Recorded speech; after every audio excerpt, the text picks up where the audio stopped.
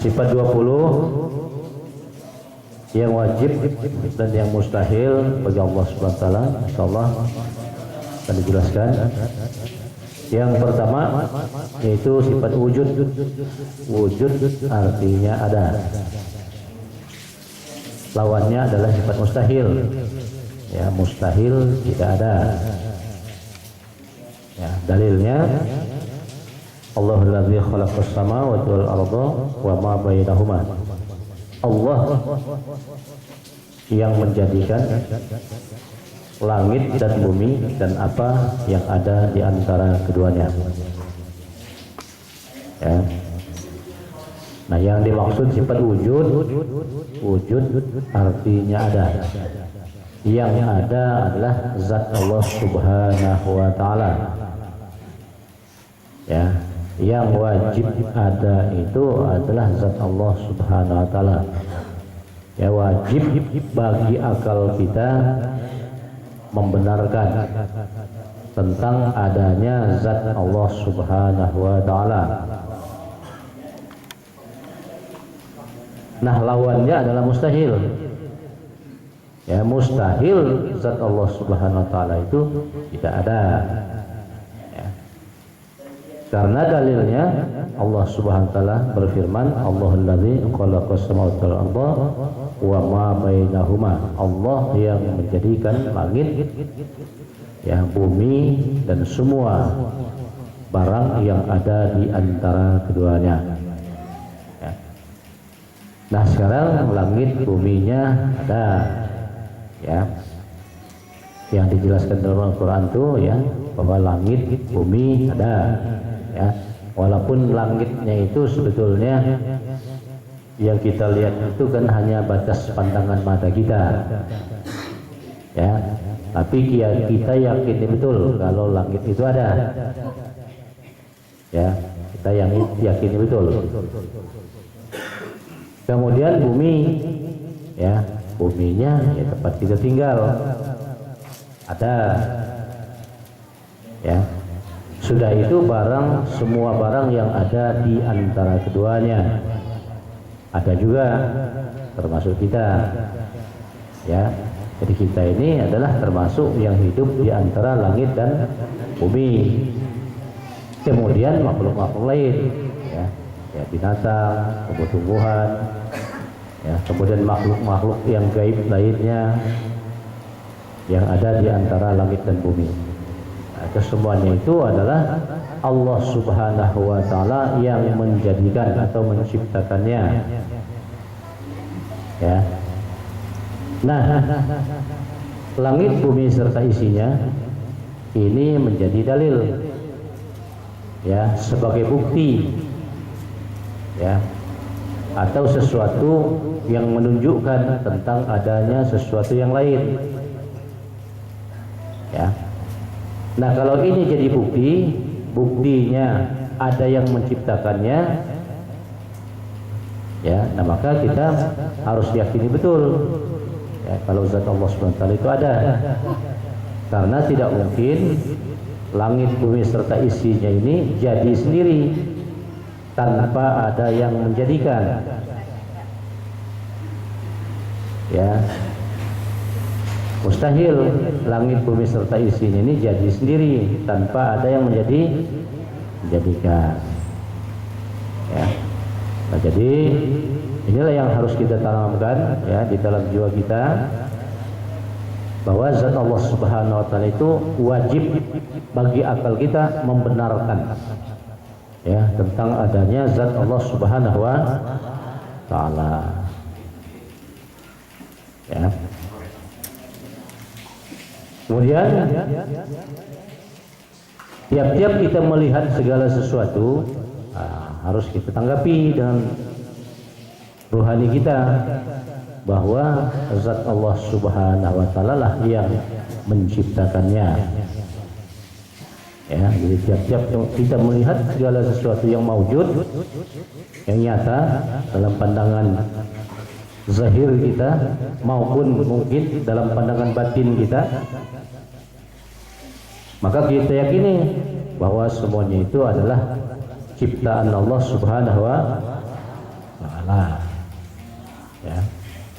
Kalaupun mungkin nanti saat-saat mungkin kita beramal, kalau sudah masuk ke tingkat ilmu tarekat,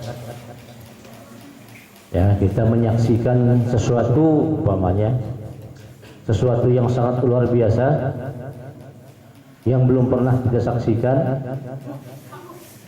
ya jangan itu dikatakan Tuhan, ya. Tiap-tiap yang maujud pada pandangan zahir maupun pandangan batin kita itu adalah makhluknya Allah yang dijadikan oleh Allah Subhanahu wa, yang diciptakan oleh Allah Subhanahu wa taala. Ya, kalau zat Allah Subhanahu wa taala sudah ditetapkan dalam firman-Nya Allah Subhanahu wa taala, laisa kamitslihi syai'un. Tidak ada seumpama. Ya, itu jadi patokan kita. Ya, jadi zat Allah Subhanahu wa taala itu tidak bisa diumpamakan. Ya, seperti apa dia. Tapi yang kita yakini, ya, bahkan wajib bagi kita meyakininya bahwa zat Allah Subhanahu wa taala itu ada. Ya, jadi alam ini sebagai bukti tentang adanya zat Allah Subhanahu wa taala. Ya. Alam dibagi dua, alam zahiriyah dan batiniyah. Alam jasad dan alam ruh. Alam jasad inilah yang kita saksikan, yang bisa kita lihat, bisa kita pegang. Ya. Ini namanya alam jasad. Kalau alam batin, alam ruh itu nggak bisa juga kita lihat dengan mata zahir. Nah, dia gaib. Ya. Tapi wajib juga kita meyakini tentang adanya ruh. Ya, tentang adanya ruh. Ya. Nah, jadi kalaupun mungkin alam arwah atau alam ruh itu mewujud dia dalam pandangan batin kita, jangan itu dikatakan Tuhan. Ya. Karena patokan kita zat Allah Subhanahu wa taala itu laisa kamitslihi syai'un, tidak ada seumpama. Sebab itu tidak bisa kita hayal-hayal. Apalagi kalau kita mau berusaha, ya, berusaha mau melihat zatnya Allah Subhanahu wa taala itu seperti apa. Ya, tidak ada jalannya. Kita cukup meyakini. Ya, cukup meyakini. Ya. Nah, hanya saja ya bagi yang dirahmati oleh Allah Subhanahu wa taala, dia bisa mengenal, ya, mengenal Tuhan lewat ilmu namanya. Ya, nanti di hari akhirat nanti dijanjikan Tuhan ada ru'yatullah, perjumpaan kepada zat Allah yang sebenarnya. Ya Allah. Kalau sekarang kita belum mampu mau melihat wujud zat, ya, yang sebenarnya itu tidak ada kemampuan, alam tidak ada kemampuan, hancur. Ya, alam semesta ini hancur. Kalau nyata zat Allah Subhanahu wa taala. Ya, jadi tidak ada yang bisa nanggungnya. Ya.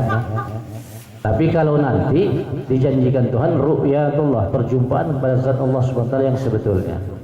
Nah, berarti kita sudah berikan kemampuan. Ya. Nah, tapi seperti apa jalannya? Nah, insyaallah nanti kita pelajari, ya. Lewat ilmu tasawuf nanti. Ya. Nah, sifat wujudnya Allah disifatkan ke kita. Ya, bagi kita adalah tubuh kita ini. Tubuh kita inilah, ya, sifat wujudnya Allah yang disifatkan ke kita. Sehingga si tubuh kita ini menjadi dalil. Ya, menjadi dalil, menjadi keterangan atau sesuatu yang menerangkan tentang adanya sesuatu yang lain. Ya, si tubuh kita ini. Ya, jadi dalil. Ya, firman Allah Subhanahu wa taala, wa huwa ma'akum aina ma kuntum. Di mana kamu, kata Allah, serta aku. Jadi artinya zat Allah Subhanahu wa taala itu selalu berserta kita.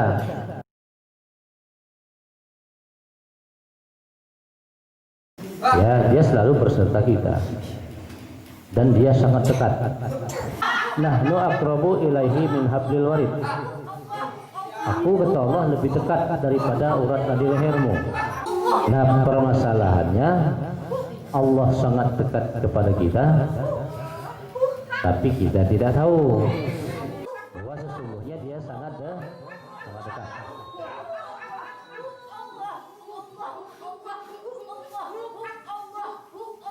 Ya, jadi inilah ya sifat wujudnya Allah yang disifatkan kepada kita. Bagi kita adalah tubuh.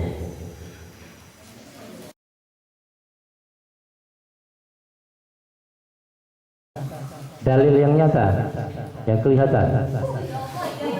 Kemudian dalil yang tidak nyata. Manusia diciptakan oleh Allah Subhanahu wa taala dari dua unsur, yaitu unsur jasad dan unsur ruh. Ya. Selagi jasad kita ini mempunyai sifat hidup, berarti dia punya nyawa. Ya. Kalau dia punya nyawa, berarti punya ruh. Ya. Nah, sekarang antara jasad dan ruh kita ini kan dia berhubungan. Ya, satu dia. Ya, berhubungan dengan jasad. Ya.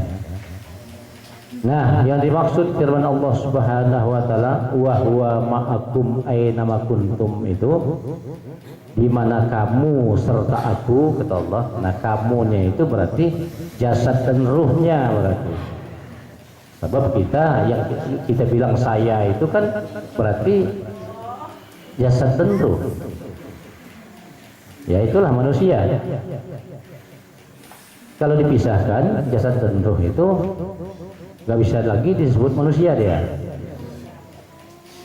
Ya, kalau dipisah. Ya, kalau ruhnya dipisah dengan jasad, jasadnya itu kita sebut jenazah atau dia bangkai. Ya.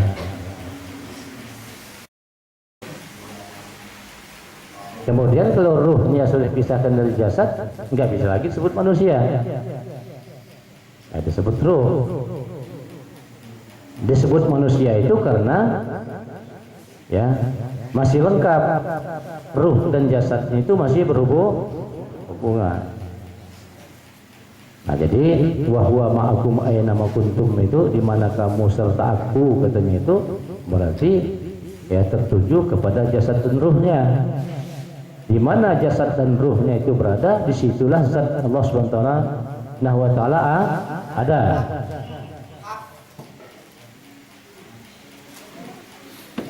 Ya, itulah zat Allah Subhanahu wa taala ada. Ya, dia sangat dekat.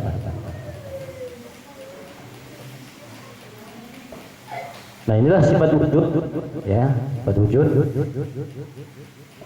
Oleh sebab itu kita bersyukur kepada Allah Subhanahu wa taala, kita dijadikan oleh Allah Subhanahu wa taala wujud kita ini manusia. Ya, tidak dijadikan oleh Allah Subhanahu wa taala wujud makhluk lain. Ya, wujud kita manusia. Ya, sedangkan manusia adalah makhluk yang paling sempurna ciptaannya daripada makhluk-makhluk yang lain. Ini kita syukuri. Ya, kita juga ya dianugerahi oleh Allah Subhanahu wa taala iman. Ya, kita yakin bahwa Tuhan kita adalah Allah Subhanahu wa taala. Tidak punya iman, dianugerahi iman. Ya. Karena kita ada iman, nah, maka kita meyakini kebenaran daripada agama Islam. Karena agama Islam itu adalah agama yang diwahyukan oleh Allah Subhanahu wa taala. Ya, innad dina indallahil Islam. Ya, agama yang sah ya di sisi Allah adalah agama Islam. Ya, jadi kita bersyukur.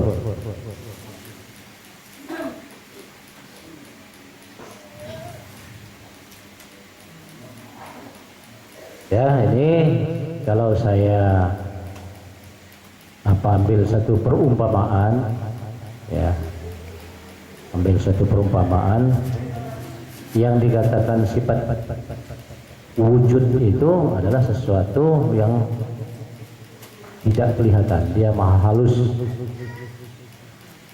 Ya, kalau dia al-wujud nyata. Ya.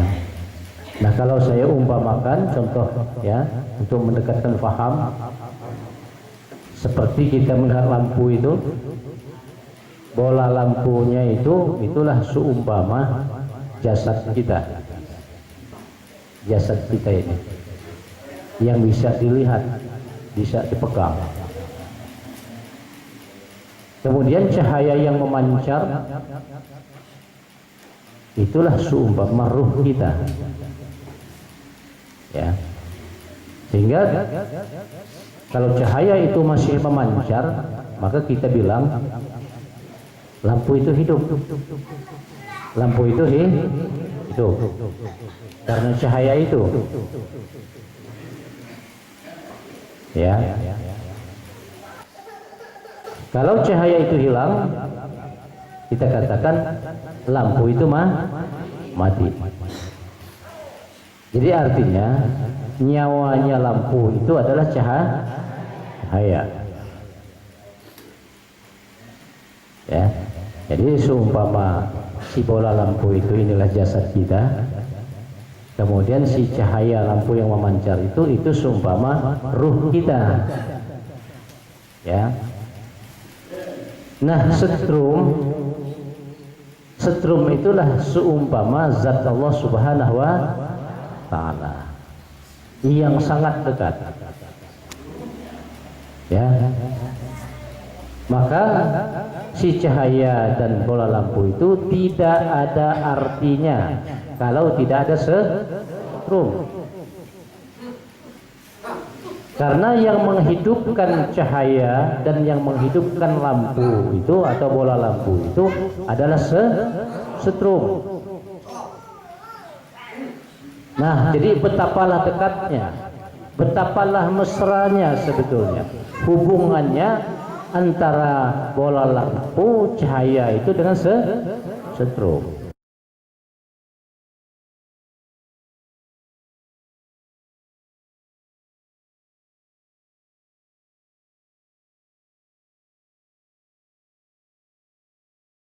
Ya,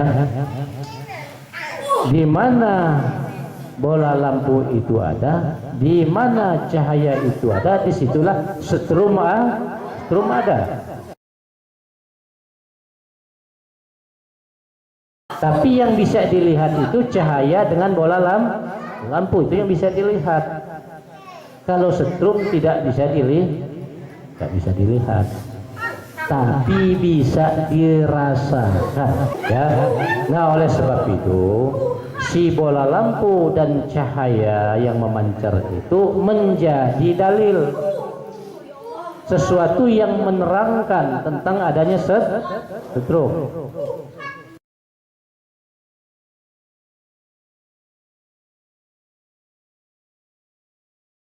Dan wajib hukumnya bagi bola lampu dan cahaya itu, ya, wajib hukumnya meyakini tentang adanya setrum, nggak bisa ditawar. Ya, kebinasaan si bola lampu itu tentunya yang membinasakannya adalah setrum. Kalau umpamanya si bola lampu itu hangus, terbakar dia, berarti yang menghanguskannya itu setrum itu. Jadi yang merusaknya adalah setrum itu sendiri. Kita juga begitu.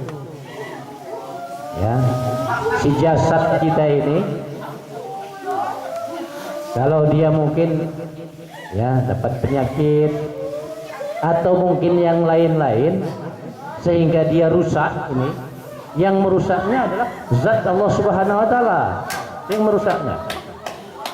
Apapun yang terjadi pada si jasad ini ya, itu dari zatnya Tuhan, zatnya Allah Subhanahu wa taala. Nah, oleh sebab itulah kita selalu takut dengan Allah Subhanahu wa taala karena Dia Maha Kuasa. Ya. Kemudian Dia Maha berkehendak. Kekuasaan Allah tidak ada yang bisa menandingi. Ya. Tidak ada yang bisa menandingi kekuasaan Tuhan. Ya.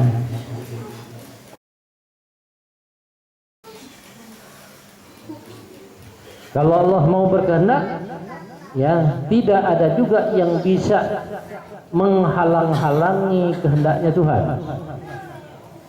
Ya, innama amru idza arada syai'an ayyaqula lahu kun fayakun. Nah, makanya kita ya senantiasa kita memohon kepada Allah. Selalu memohon kasih sayangnya Tuhan. Ya.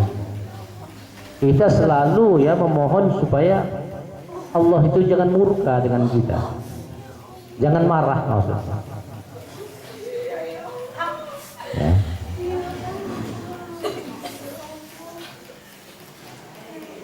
Kemudian kita selalu mohon perlindungan. Ya, selalu mohon perlindungan pada Dia.